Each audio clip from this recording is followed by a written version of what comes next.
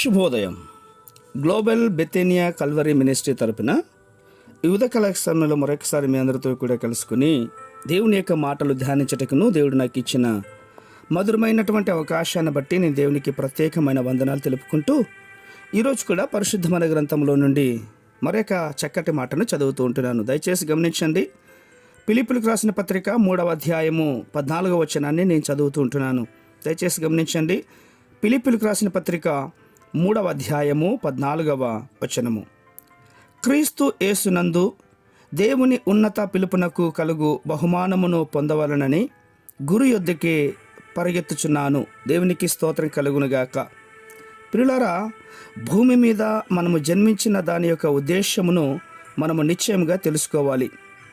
పంతు పిలాదు ఎదుట నిలబడినటువంటి యేసుక్రీస్తు వారు సత్యమును గురించి సాక్ష్యమిచ్చుటకు నేను వచ్చి తిని ఇందు నిమిత్తమే ఈ లోకంలోనికి వచ్చాను అని మాట్లాడుతూ ఉంటున్నాడు. ఆయన తన ఖచ్చితమైనటువంటి ఉద్దేశములను తెలియపరుస్తూ ఉంటున్నాడు. ఆయన గురి సిలువ మరణం. ఆయన గురి యొద్దకే నడుస్తూ ఉంటున్నాడు. ప్రియులారా, సిలువను మోయబోయే విశ్వాసులందరి కొరకు ఆయన సిలువను మోసాడు. తన ప్రాణమును కూడా ధారపోశాడు. అవును, నీ గమ్యం ఏంటి?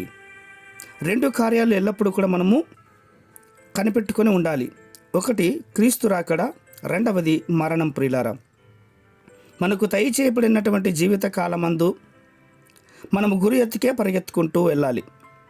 మన పిలుపును ఏర్పాటును నిశ్చయం చేసుకొని వాటి కొరకే ఒకే ఆలోచనతో ముందుకు సాగాలి. అందుకే అపోస్తలుడైన పౌలు గారు క్రైస్తవుని జీవితమును పరుగు పందెంతో పోల్చి మాట్లాడుతూ ఉన్నాడు. మనం పొందుబోవు బహుమానము జీవ కిరీటము అని.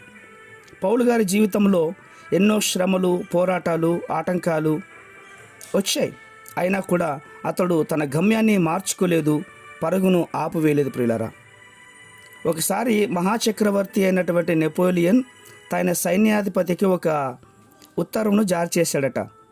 నీవు పలానా పట్టణం మీదకు పరిగెత్తిపోయి దండెత్తి వారి మీద జయం పొందుకొని సాయంకాలము విజయపు యొక్క వార్తతో తిరిగి నా ఎదుకు రావాలి అని చెప్పాడట.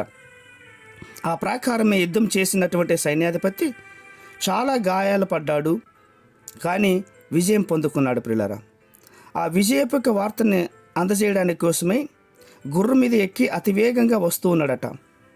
ఆ వస్తున్నటువంటి సమయంలో ఎక్కువ రక్తం కారిపోవడం ద్వారా బలహీనుడయ్యాడు. ఆసక్తి క్షీణించిపోలేదు.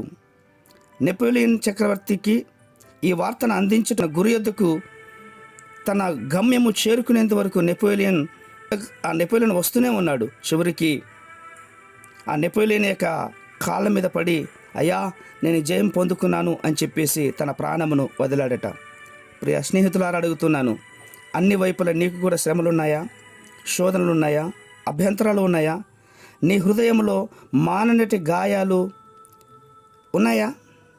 అయినా కూడా సరే, నువ్వు వాటన్నిటిని కూడా నిర్లక్ష్యం చేసి దేవుడు నీకు ఇచ్చినటువంటి ఉన్నతమైన పిలుపును గుర్తుపెట్టుకుని గురి ఎద్దుకే పరిగెత్తాలని నేను ఆశపడుతూ ఉంటున్నాను. దాన్ని ఎప్పటికీ కూడా మర్చిపోకుండా నీ జీవిత కాలమంతా కూడా దేవుడిచ్చినటువంటి ఘనమైన ఈ జీవితాన్ని తన కోసమే వాడబడేలాగా ఒక విజయ పరంపరలో నేను ముందుకు సాగాలని ఇష్టపూర్వకంగా మీ పక్షాన ప్రార్థన చేస్తూ ఉంటున్నాను. పరిశుద్ధమైన మా ప్రియ పరలోకపు తండ్రి, ధ్యానించినటువంటి వర్తమానాల ప్రకారంగా ప్రభువా, మా గురి ఎద్దుకే మా పరుగును తుదిముట్టించుటకు సహాయం చేయండి. ఈ మాటలు వింటున్న వారందరికీ ప్రభువా, మీరే ఆది అంతమోయుండు నడిపిస్తారని శ్వాసంగా నమ్ముచ్చు. చిన్న ప్రార్థనను మా రక్షకుడిని యేసయ్య నామమున ఈ వేడుకను పొందుచున్నాం మా తండ్రి.